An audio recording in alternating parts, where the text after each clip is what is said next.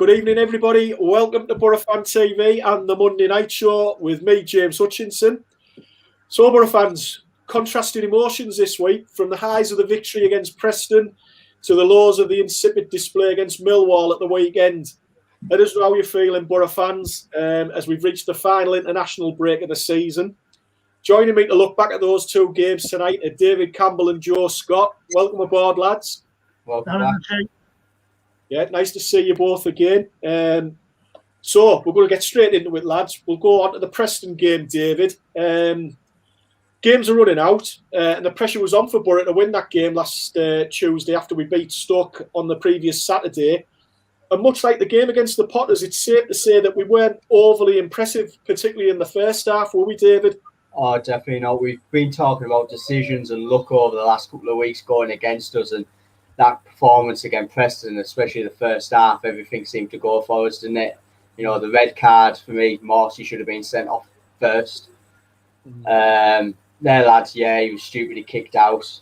They hit the bar. They had a few decent chances where Bettinelli kept us in it. And then the own goal just came out of nowhere. And then once it went to 10 men, we pushed on a little bit. But for me, it was far than convincing, that game. Yeah. Fair point. Good analysis, mate. I mean, Joe, just a minute after the visitors hit the bar, we literally had a huge slice of luck when Jordan Story's miskick put us in the lead, didn't we? Yeah, slight misfortune as well, because you would expect a team like Preston to deal with it easily, but it was good work from Balassi on the left, and obviously it was pretty much the story of the first half, really, pretty much one of the stories of the first half of that goal. And then obviously after that, yeah, like I agree with what Dave said. I think if VAR would have been enforced, Morsey would have been sent off, but I think it's one of them, you know, we've been unlucky recently with controversial decisions, and obviously we were lucky on this occasion with Alan Brown just getting sent off. But like what David said, yeah, I think Morsey definitely would have got sent off, and it was a good thing that actually Warnock took him off in the second half, and I think that was one of the reasons there that Morsey was dropped, I think, at the weekend. Yeah, I mean, like you said, David, we've had a bit of the rough end of the stick with some officials' decisions this season. Think of the Blackburn one with Dale Fry, and obviously the Swansea ones and the penalty against Norwich early in the season. But Oliver Langford certainly did us a turn there last Tuesday, didn't he? Yeah, and he was looking right at it, which was surprising. Yeah. Morsey's antics, I know it was a bit over dramatic and a little bit embarrassing, but it got us the result in the end. And yeah, they say it evens out over the course of the season, but I think we're still in negative regarding the decisions over the course of the season. So if we can get a few more between now and the end of the season, you know, it's just justified, hopefully. We're clutching at straws a bit, aren't we, mate? Still won't get a dodgy penalty, though. No. I mean, Joe, you mentioned there about Sam Morsey going off, and I think it was, as you say, the correct decision by Neil Warnock, but I think the fact as well that he replaced him with Marcus Tavernier, that changed the course of the game in the second half, didn't it, Joe? Yeah, it did. We got on the second goal, obviously. I mean, the chance that Akpom had to hit the bar, and it was just unfortunate that you know, that it felt a Tav who took it away in the end. And I think from then on, I think it was just a matter of keep possession and stay defensively strong throughout the game. But I think, you know, it was one of them, even though with 10 men, Preston are still a strong team.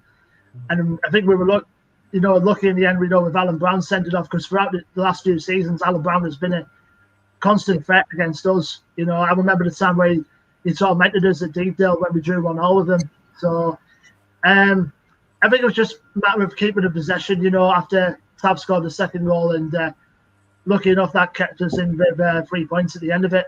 Yeah. So a few of the viewers who are watching here tonight are getting in touch with us about, obviously, the season in general and the Millwall game. We'll touch on that in a little bit. Just to bring you in on this, David, Peter Grasson, who's a regular on the show, has just got in touch and said, like I've said before, we're not good enough for the playoffs, and he thinks we'll finish 8th or 9th. And before we came on air, we were pretty much having the same conversation ourselves, weren't we, David? Yeah, if you'd have asked us at the start of the season, we'd have all took that, certainly. And it's nobody's fault, really. We've just been inconsistent, and it's going to cost us ultimately in the end. Just the run of games what's most disappointing is when you see the teams above you dropping points and you can't capitalise on the situation. And I think Peter's got it right. I can see 8th or 9th, finish. And yeah, you'd be happy with that, I suppose. Yeah.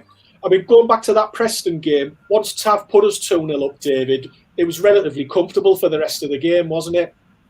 Yeah, it was just making sure it was a solid performance, not giving anything silly away. And, tactical-wise, we got it spot on and we gave fresh legs to a few important players. But Preston, even with 10 men, they were pushing us back, which was a little bit of a worry for me. I'm just glad McNair's injury wasn't as serious as what we originally thought.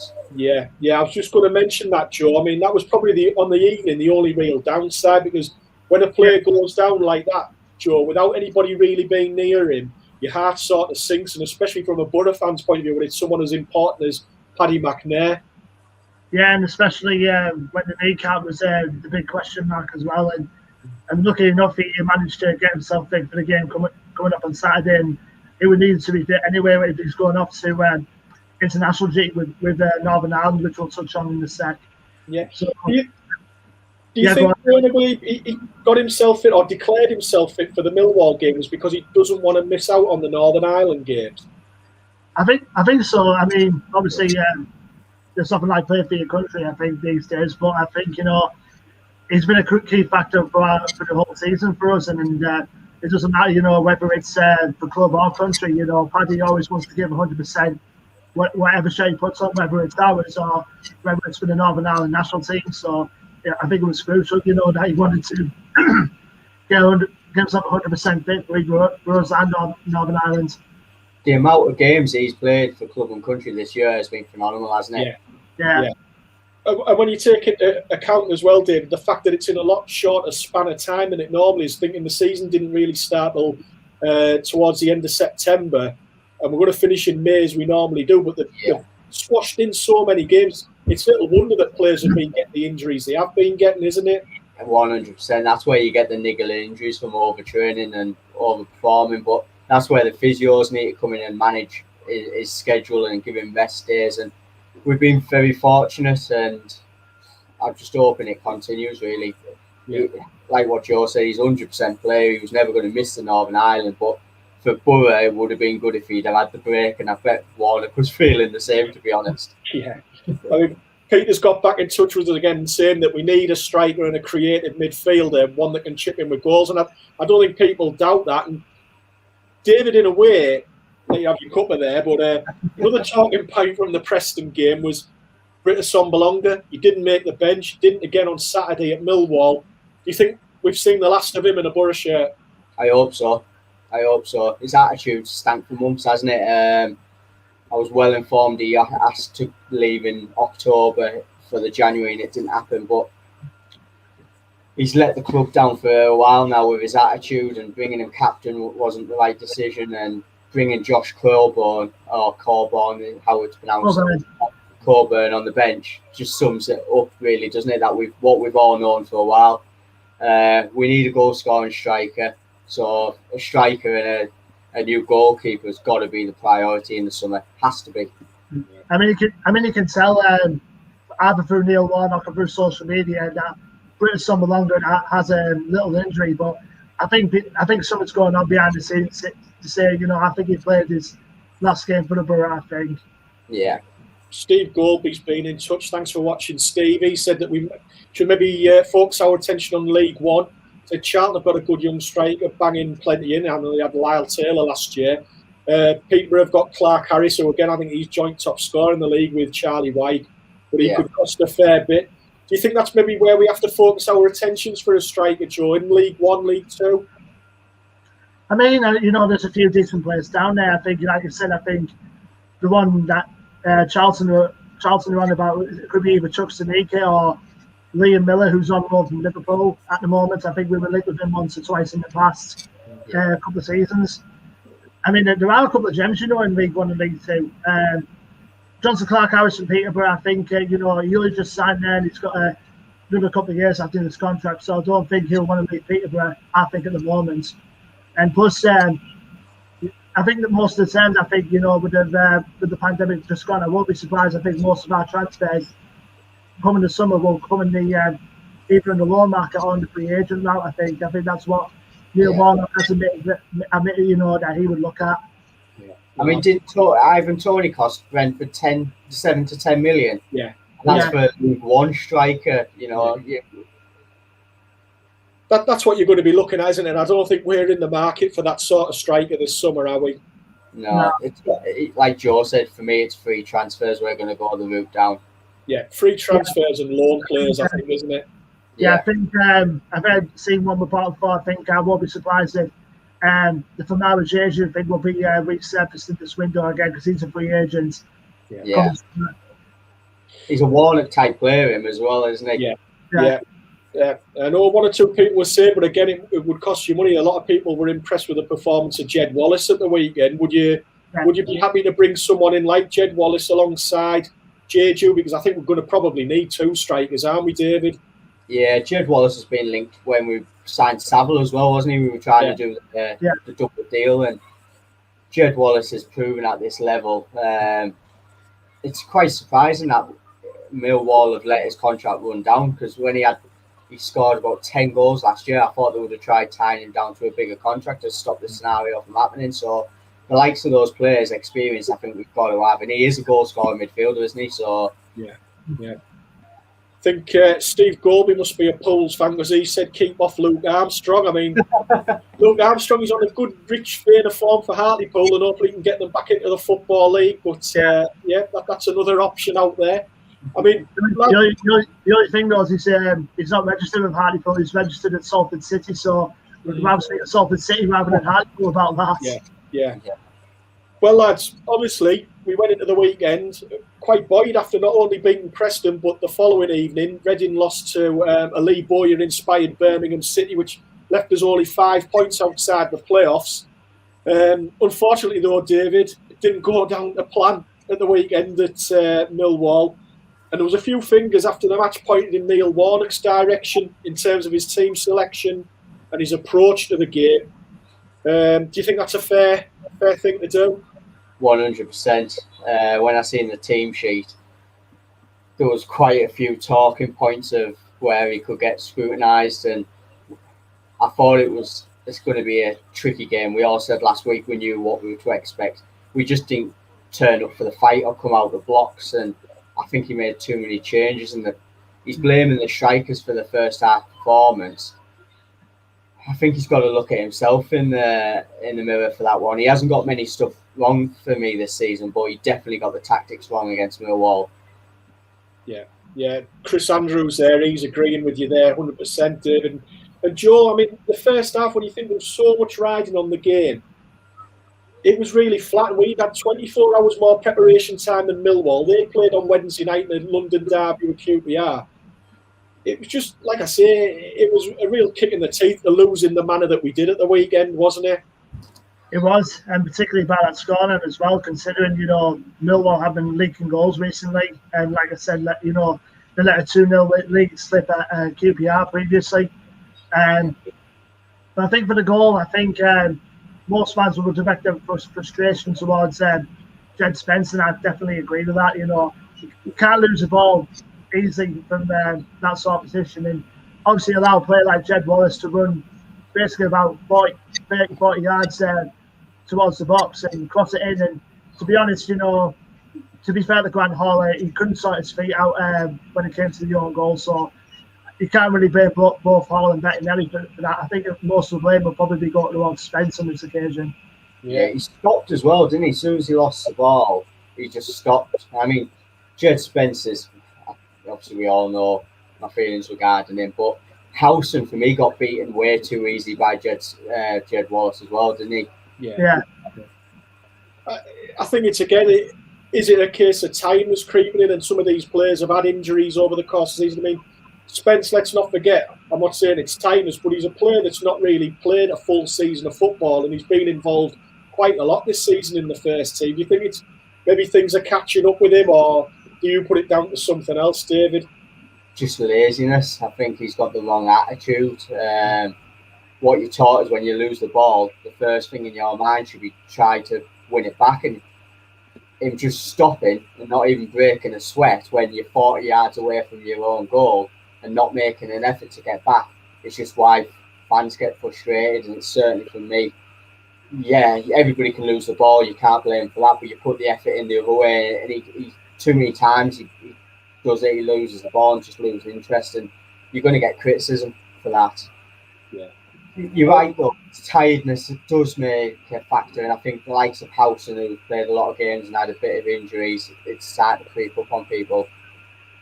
Yeah, and Joe, Mark Geddes has been in touch with us and said poor selection from the manager, but too many of the players had off days. And do you think an indication of how poor it was, Joe, is the fact that the manager made 3 substitutions at our time? He'd already had to take Tab off because of an injury, but then he made 3 further changes during the break.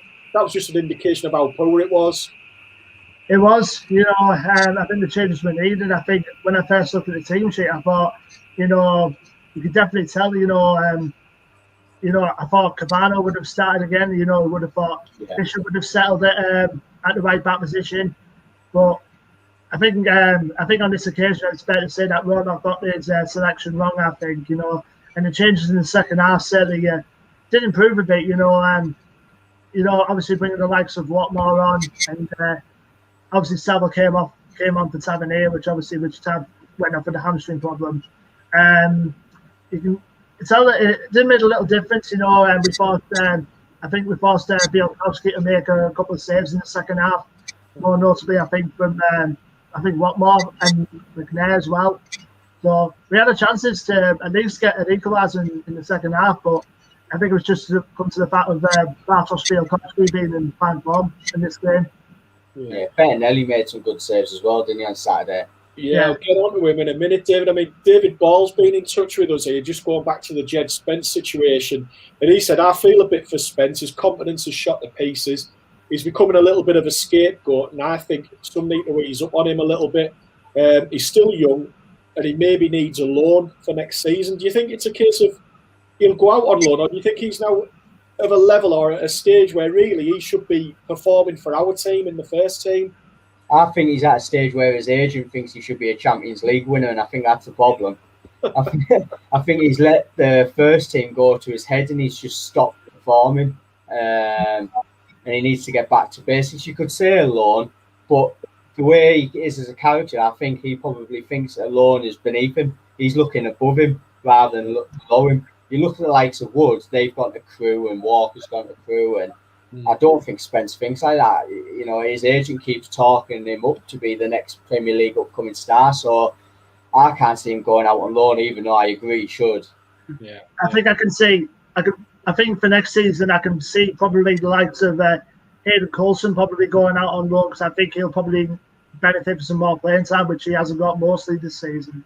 I think he'll go permanently, Joe. I just don't think he rates him. I agree with you though, 100%. But yeah, Warnock just doesn't seem to fancy him. I was just going to say that, David. I can see him maybe being one of the players we try and get a little bit of money for in the summer, and maybe is it so left field to think that maybe the club might try and cash in on Spence as well? Maybe. I mean, it's interesting. What do you guys think? How far do you reckon Coulson and Spence? I mean, I don't think Spence is a Premier League player, but what type of club would Coulson go to? Would he go to another Championship club, do you think? Or do you think he'd have to drop down? It depends. It depends on the size of the club. I mean, if you say like you have a big club like Sheffield Wednesday, who probably end up going to League One, he'll probably get a good season out of them down in League One and hopefully come back to us an even better player. But if, like I say, like a side that's coming up to the Championship, for example, or it's been in the Championship for a while, and need someone in Coulson's position, I think they can benefit from having him there for a full season.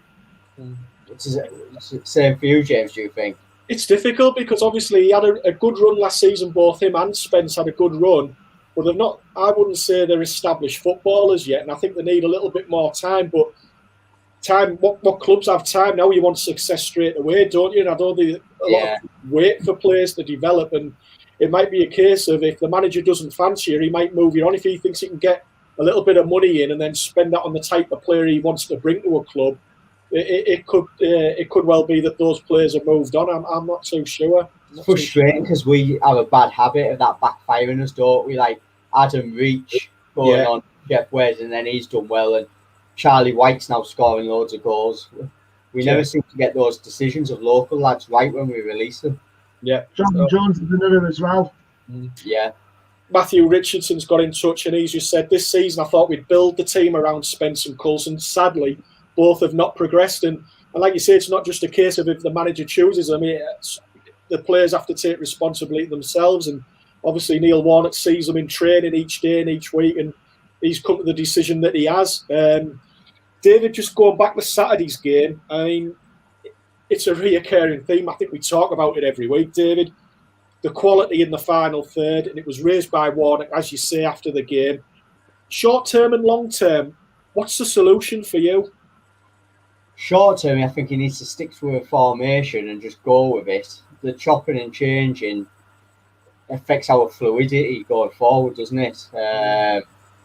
And changing your personnel up front. I was actually glad to see him start Akpom for the third consecutive game. But it's the people who played alongside him. We've been crying for Johnson to play ages, but I don't think you should change it after a win. And I think that's those too many changes made it. So short term, stick with a formation and go with it. Long term, I think he's got too many options this season because of how many people he's brought in January.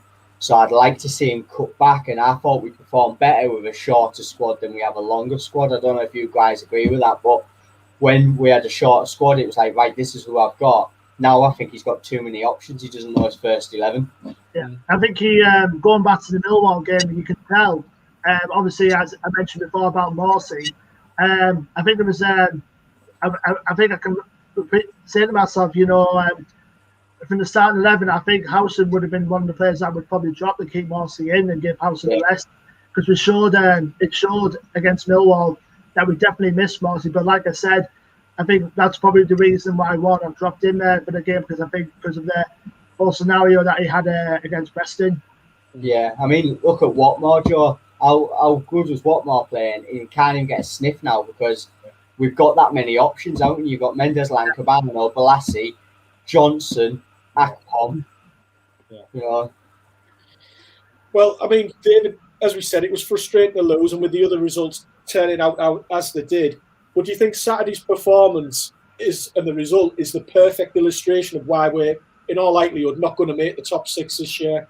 Yeah, 100%. You hit it on nail on the head before we came on the show, James, and the inconsistency is going to cost us, which is a great shame with how wide open the league can be. So something we need to address moving forward. And I think the consistency comes with having a formation that's solid and sustainable, and changing it every week isn't for me. I know you've got to change tactics throughout the game, but when you're changing it every other week, it confuses players. Whether you agree with it or not, it does.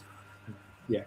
And I'll ask you both this, but I'll come to you first, Joe. What did you make of Neil Warnock's comments post-game where he said, at times today we played with 8 men, and next season we should have 11? Do you think that's a little bit of a dig at some of the mentality of some of the players that started that game on Saturday? I think so. I think, you know, there was a couple of players in that team, you know, that did perform well on Saturday. I think obviously the likes of probably Johnson and probably Akpom included, and I think it was just one of them. You know, it's difficult to tell if the consistent form of the players they're in, and especially the fatigue starting to kick into the players who've mostly been playing all season. So I think he's got a point where players obviously might have to need a rest and etc. And those players who are on the fringes can even get a look in to replace them. But obviously those that are currently fatigued or not even fully match fit, etc. Yeah, I think it's an excuse. I think he's used that as a get-out clause because he knows he's made a massive mistake in the decision making of the team he put out. He can't come out and shoot the players saying we played with 8 men when he selected the 11. Yeah. You know, and that's what I found baffling. Yeah, you can criticise performances, but you're the one who's put them in there. Yeah. Fair point, mate. Steve Gorby's been in touch as well, lads, again, and he's just said, I still feel the Boro top 6 is there. Bournemouth and Barnsley, I feel, will drop more points if Boro can win. I still feel that Warnock can get a good few results yet, and we'll touch on this in a minute, Joe. And obviously, we've got both of those sides to play in our next 3 matches. So, to all intents and purposes, it is in our hands a little bit, but it's going to take a heck of a turnaround and a massive improvement in our performances from what we saw on Saturday in terms of who we're playing in the next 3 games and the calibre of sides we're coming up against. Yeah, you just look at the games we got over the Easter weekend. Bournemouth away, Watford at home, and Barnsley away. Both of them were in the playoff or automatic promotion vicinity. On paper, you have to look at this and think, compare that towards our run up to the end of the season. I think those 3 games at Easter, I think they're going to be determined, where we're going to be finished this season. Because I think, in my opinion, if we lose one of them games, in my opinion, I'd definitely consider our playoff chances gone. Yeah, it's just. I think it's just do or die when it comes to those 3 games over the Easter period. It's a strange one for me. I don't know about you guys, but I feel confident when we're playing the big games like that. That will either get a draw or get a result, because it's Warnock, and Warnock gets himself up for those big games, but it's against the lesser teams where your expectations is high, and you just get come down with a mighty crash, don't you? Especially at home against like Birmingham. Yeah, and that's it. Gene Watson said she's looking on the bright side. It's football, anything can happen, and it is. It's not all over yet. Going on to the signings again, Chris Andrews has got back in touch with us, Dave, and he said, take loan signings out. They have stopped the flow of the team, although Cabano and Fisher are consistent. I mean, we bought Fisher. But in terms of, unfortunately, with the finances, and we're going to move on to that next, the finances of the club dictate that you're going to need a decent-sized squad when you're in the Championship, such a quick turnaround of games, and we can't really afford to make permanent signings. We're going to have loan players as part of our squad, aren't we? We are, unfortunately. That's 3 signings as well, but every club, I think, is going to be in the same boat for the next couple of seasons. It's going to be a scramble for everybody getting loan signings, so I think it's who just does the best business, and hopefully the lure of Warnock in his last season, he can get a few established heads on board, and we could push on. I mean, Cabano, for me, how he never started against Millwall is beyond belief.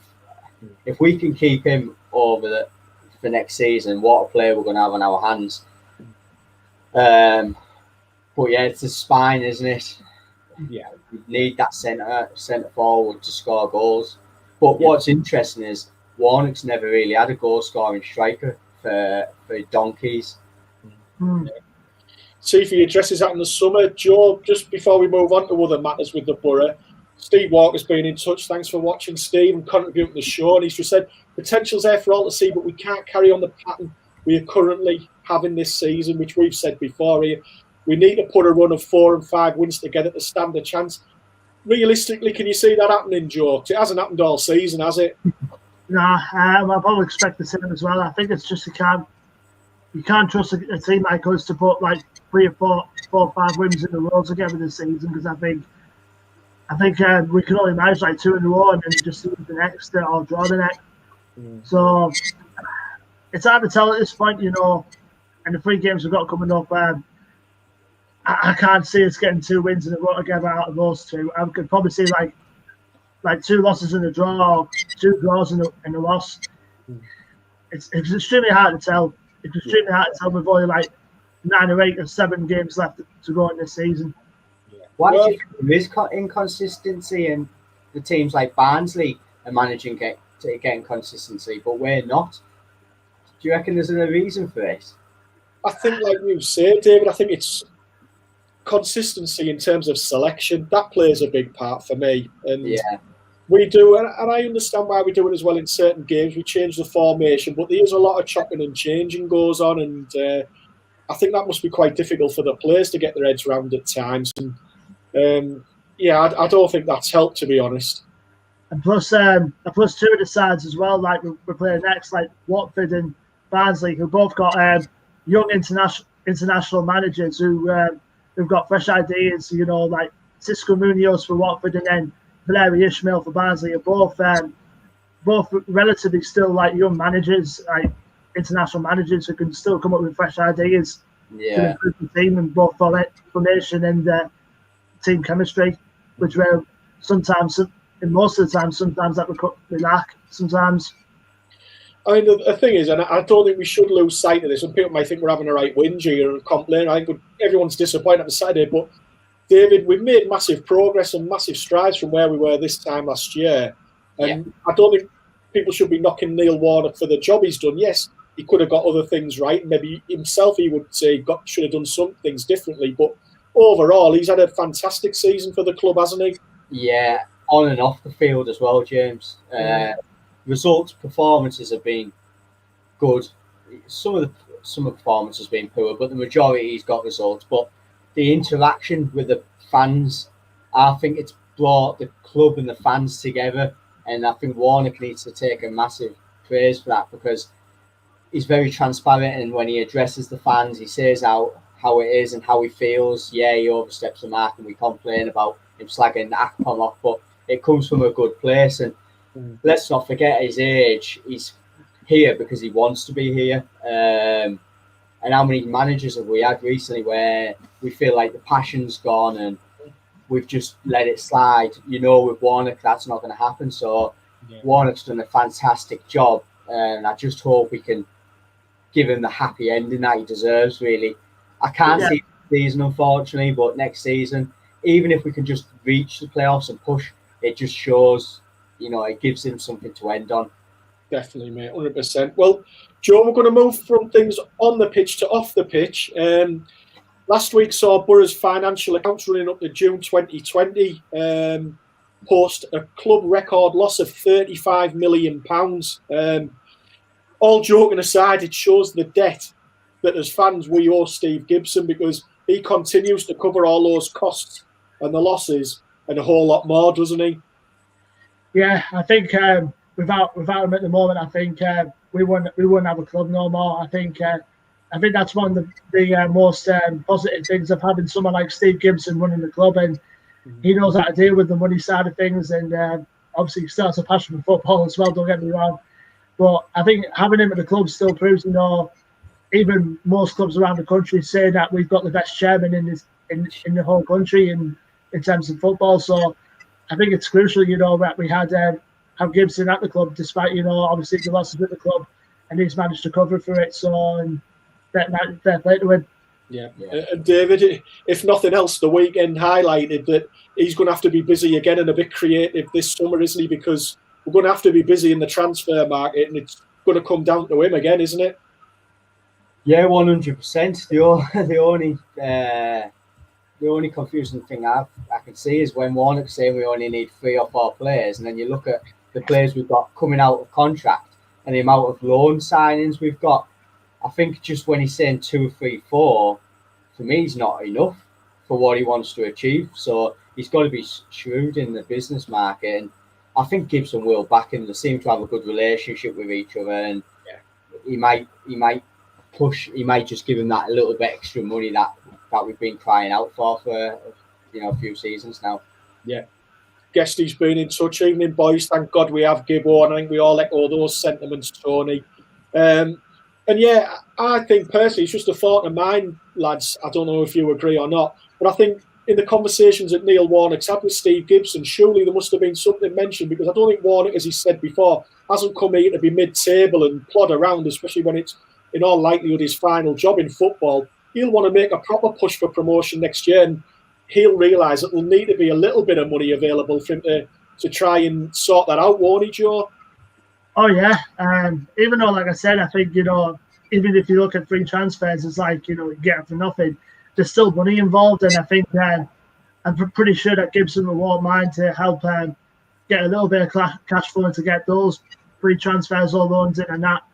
And hopefully, you know, Warnock will definitely have a few players in mind come the summer to hopefully bring into the club and help try and, you know, like you said, you know, push it to promotion, which obviously he would want, you know, in his final job in football. Yeah. The only worry for me is what type of player does he bring in?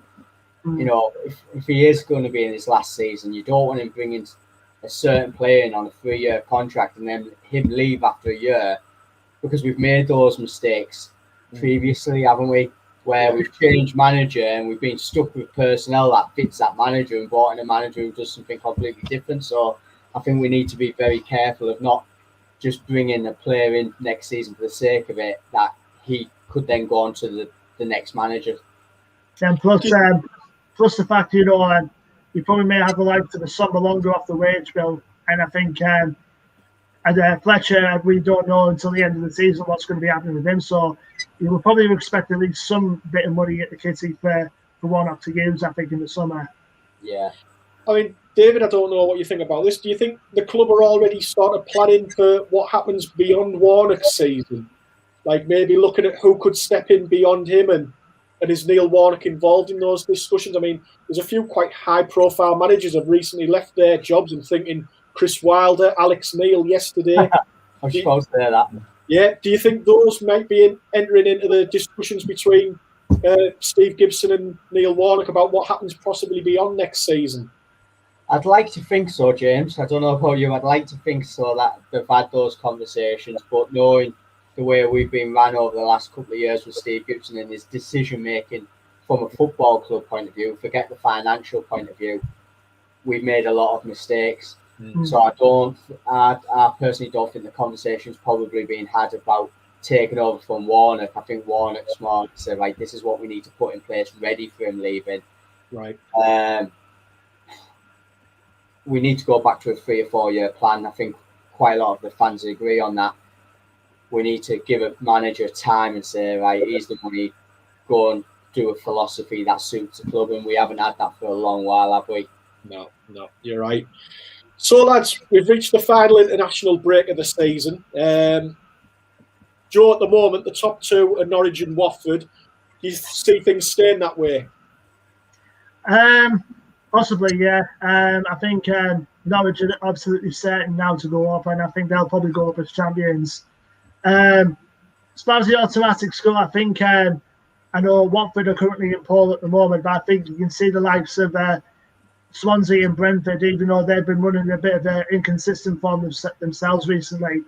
So it's going to be a 3-horse race, I think, for that second automatic spot between Watford, Swansea and Brentford. And then obviously Reading are shooing for the playoffs, and possibly maybe the likes of Bournemouth, Cardiff, Barnsley, possibly us, pending if we get a good string of results together, which I obviously doubt. But I think it's either of those that could be in the running for even promotion out of the playoffs. Right. Yeah. James, you touched upon it earlier in the season. I think it was October time, and you stressed, I think a big team's going to go down. I was looking at the games in hand that Rotherham have got, and you're right, we could be losing 2 big clubs from the league this year. Yeah. I mean, at the bottom, you've got Wickham. Sheffield Wednesday had a massive win in the South Yorkshire derby at Saturday at Barnsley. Rotherham have got about half the season still left to play. I mean, how do you see it panning out down there? I mean, Birmingham are there. I feel for Coventry. I'd like Coventry to stay up because they've got a small budget. They don't even have their own ground yet. They're going back to the Ricoh next year. But they've tried to do things the right way. It just seems as though they can't pull away. But you've still got like Birmingham. Derby is still kicking about down there.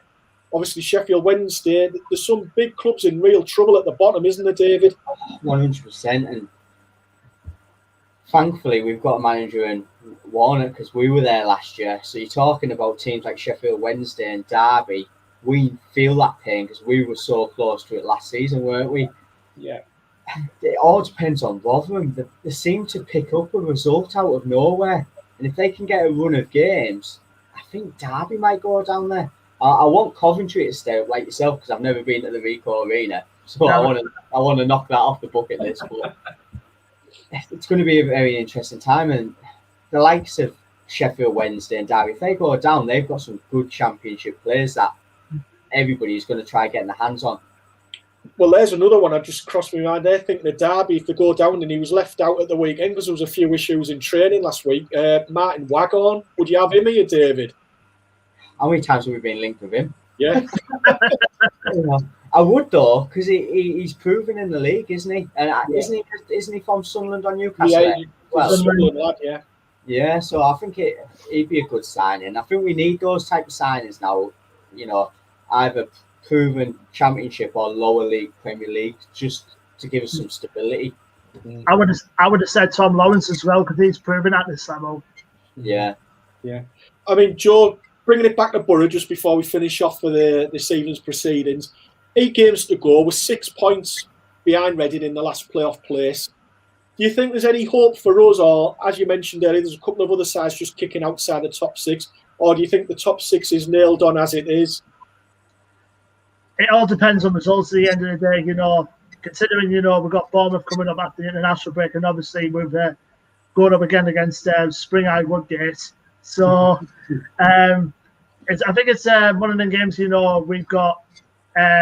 Obviously, we can go down and get a win, but I think judged to Bournemouth have not been great to us, you know, over the last few years. And I'd be amazed, you know, if we can at least get a draw at Bournemouth. But I think, you know, like I said before, you know, Bournemouth away, Watford at home, Barnsley away.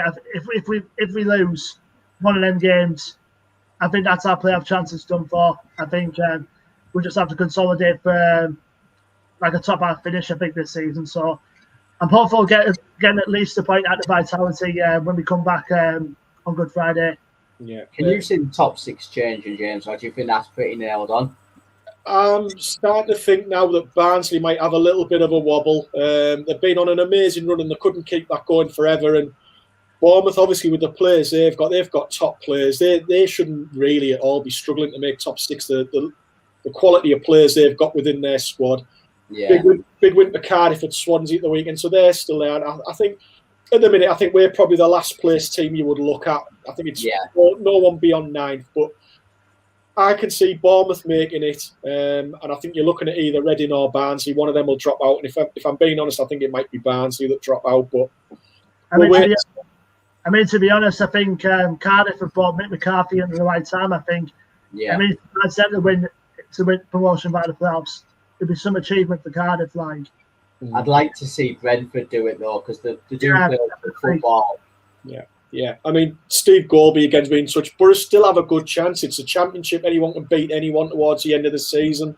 And he's then mentioned as well that Woodgate's going to help us out. I think he'll be wanting to help Bournemouth and do his prospects of getting a job. No end of good. David, final word to you on this. From a Boro point of view, what are you hoping to see in the last 8 games, irrespective of if we make the top 6? What are you just hoping to see in those final 8 games? Just to enjoy ourselves and go for it. I want to stop getting disappointed by having a few good games and then having to watch a performance like Millwall. If we can put in good performances, and even if the results don't follow, it gives you a good starting block for next season. The inconsistency as a fan is so frustrating that you don't know what you're going to get. So for those last 8 games, no matter what the results are, a bit of consistency on the performance side is what I'd like to see personally. I don't know about you guys. Yeah. Go on, Joe. Yeah. What are you hoping to see in these last 8 games? Just hopefully just get some positive results, you know, and just rather not focus on the negative performances that will drag us down for the last couple of games. So just regardless of results, just I want to see a positive performance every time for the last 8 games. Yeah. Okay. Brilliant, lads. Well, unfortunately, we've reached the end of tonight's show, everybody. Many thanks to Joe and David for joining me again. Thanks to you all out there for watching and all your contributions to the show. Really appreciate it. We're going to be here next Monday night. It's going to be a chat about International Week, because obviously we've got the 3 England World Cup qualifiers. So there's the first 2 games, which are against San Marino and Albania, which we'll cover on the show next Monday, as well as previewing the big double-header over Easter against Bournemouth and Watford. So until then, from us all at Boro Fan TV, have a good week, take care, and up the Boro. Up the Boro.